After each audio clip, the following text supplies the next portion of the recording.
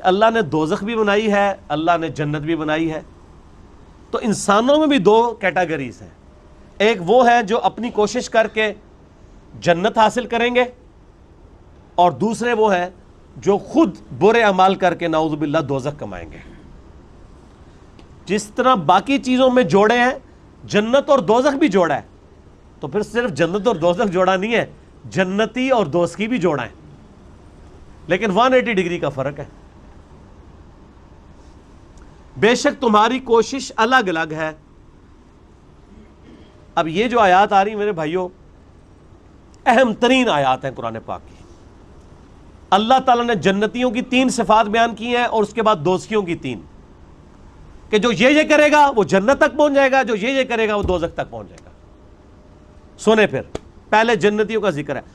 فَأَمَّا مَنْ أَعْطَى، وہ شخص جس نے آتا یعنی اللہ کی راہ میں خرچ کیا، واتقى اور اللہ سے ڈرتا رہا، وصدق بالحسنى اور جو بھی اچھی بات اس کے علم میں آئی اس کی پیروی کر لی. یہ 3 خصوصیات ہیں اہل جنت کی. اللہ کی راہ میں جیب ڈھیلی کرنا، مال تو پہلی ہے جناب شرط. مال وہی بندہ لگاتا ہے جہاں پہ انسان کو ملنے کی امید ہو. اللہ سے ڈرتا رہا ہر معاملے میں، اور ہر اچھی بات کی تصدیق کرتا رہا. فَسَنُيَسِّرُهُ لِلْيُسْرَى تو ہم اس کی آنے والی زندگی آسان راستے پہ کر دیں گے، یعنی جنت میں. اللہم اجعلنا منہم، اللہ تعالی ہمیں ان میں شامل فرمائے، آمین.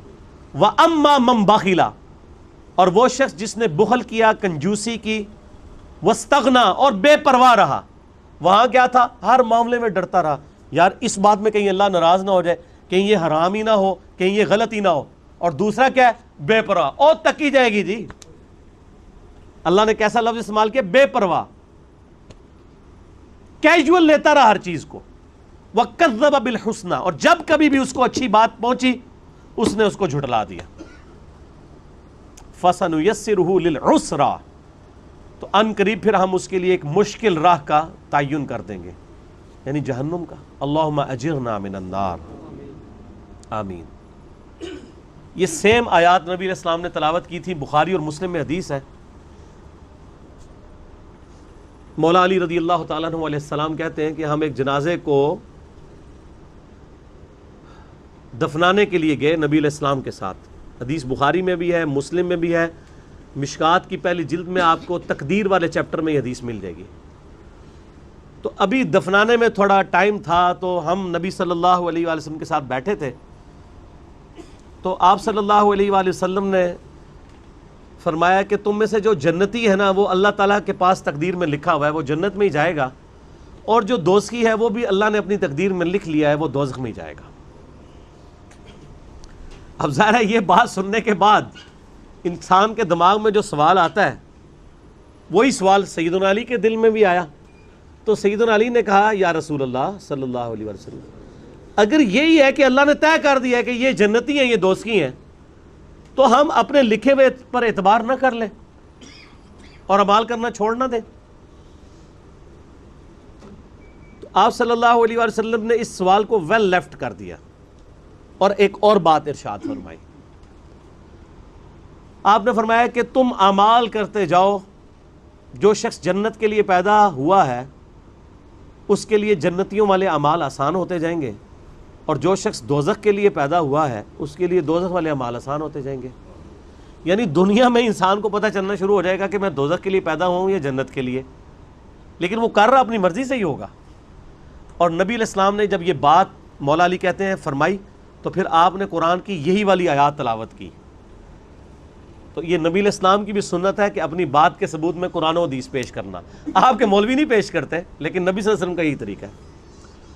آپ صلی اللہ علیہ وآلہ وسلم نے یہ بات ارشاد فرما کے کہا فَأَمَّا مَنْ أَعْطَى وَاتَّقَى وَصَدَّقَ بِالْحُسْنَى، یعنی جو آپ نے فرمایا تھا نا کہ اعمال کرتے جاؤ، جو جنتی ہے وہ جنت میں ہی جائے گا، تو فرمایا کون ہوگا؟ وَأَمَّا مَنْ أَعْطَى جس نے مال اللہ کی راہ میں دیا، اللہ سے ڈرتا رہا اور ہر اچھی بات کی پیروی کرتا رہا، اس کے لیے جنت آسان ہو جائے گی. یعنی وہ خود ہی کرتا رہا نا، کان سے پکڑ کے تو نہیں اللہ نے کروایا. اگر آپ کہہ رہے ہیں اللہ تعالیٰ کان سے پکڑ کے کسی جنت کے راستے پہ چلاتا ہے یا جہنم کے راستے پر، تو میرا ایک معصومانہ سوال ہے، جو لوگ کہتے ہیں ہم نماز نہیں پڑھتے، اگر گورنمنٹ اناؤنسمنٹ کرے کہ تمہیں فی نماز 1,00,000 روپیہ دیا جائے گا تو کسی کی نماز چھوٹے گی؟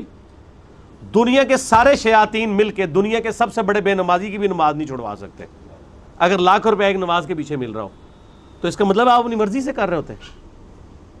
تو نبی علیہ السلام نے یہ فرمایا کہ جو اللہ کی راہ میں خرچ کرتا رہا، اللہ سے ڈرتا رہا، ہر اچھی بات کی تصدیق کی، اس کے لیے جنت آسان ہو جائے گی. پھر آپ فرمایا وَأَمَّا مَنْ بَخِلَ وَاسْتَغْنَى وَكَذَّبَ بِالْحُسْنَى فَسَنُيَسِّرُهُ لِلْعُسْرَى. اور جو کنجوسی کرتا رہا، ہر بات میں بے پرواہ رہا، اسے کوئی فکر نہیں تھی کہ آخرت میں نے اللہ کو منہ دکھانا ہے، اور ہر اچھی بات اگر پہنچی بھی تو اسے جھٹلا دیا، تو وہ دوزخ کے لیے. تو بتانا یہ مقصود تھا کہ جنت اور دوزخ تم خود کماتے ہو. اگر کسی نالائق اسٹوڈنٹ کو teacher at the end of the day پیپروں سے ایک دن پہلے بلا کے کہے کہ بچہ تو فیل ہو جائے گا، اور وہ فیل بھی ہو جائے، تو وہ یہ کہے گا کہ چونکہ میرے استاد نے فرمایا تھا اس لیے میں فیل ہو گیا. استاد نے تو ایکسپرٹ اوپینین دیا تھا کہ تیرے کرتوت ہی ایسے کیے تو نے خود ہے. اللہ تعالیٰ نے بھی انسانوں نے جو کرتوت اپنی مرضی سے کرنے تھے، یہ تو اللہ کا علم ہے. اور دوسرا، اس علم کی ٹینشن ہمیں تب لینے کی ضرورت ہے جب ہمیں اس علم کی کھوج مل جائے. کوئی آپ میں سے ڈسکور کر سکتا ہے کہ میرے یا آپ کے بارے میں کیا لکھا ہوا ہے لوح محفوظ میں؟ تو اس لکھے ہوئے کو اللہ کے علم کے ساتھ خاص رہنے دیں. ہاں دنیا میں پتہ چل جاتا ہے کہ کون بندہ جنت کے لیے پیدا ہوا اور کون دوزخ کے لیے. وہ اس کے کرتوت بتا رہے ہوتے ہیں، کتنا وہ خدا کو سیریس لے رہا ہے، تو اس کے جنتی اعمال آسان. اور اس لیے آپ دیکھیں جو لوگ نیک اعمال پہ چلتے ہیں نا، وہ نیکی کا ہر راستہ اختیار کرنے کی کوشش کرتے ہیں. جب انہیں پتہ چلتا ہے اچھا یہ بھی پڑھنا چاہیے، اچھا ادھر یہ کرنا چاہیے، مجھے نہیں پتا تھا، وہ بھی شروع کر دیتے ہیں. اور بالکل اس کے برعکس دیکھیں، جو لوگ برائی کے راستے پہ ہیں نا، اگر شراب پیتے ہیں تو ان کو آہستہ ہیروئن کے نشے کا بھی پتہ چل جاتا ہے، ان کو آہستہ آہستہ زنا کے بارے میں بھی انٹروڈکشن ہو جاتا ہے، اور وہ ہر برائی میں انوالو ہوتے چلے جاتے ہیں. یہ وہی چیز ہے کہ جو تقوی اختیار کرتا ہے، ہر اچھی بات کی تصدیق کرتا ہے، اللہ کی راہ میں خرچ کرتا ہے، اس کے لیے جنت آسان ہو جائے گی. اور اس کے اگینسٹ جو کنجوسی کرتا ہے، بے پرواہ رہتا ہے، اپنی مرضی کی زندگی گزارتا ہے، تو ہر جھوٹی بات کو وہ ہر بات کو جھٹلا دے گا.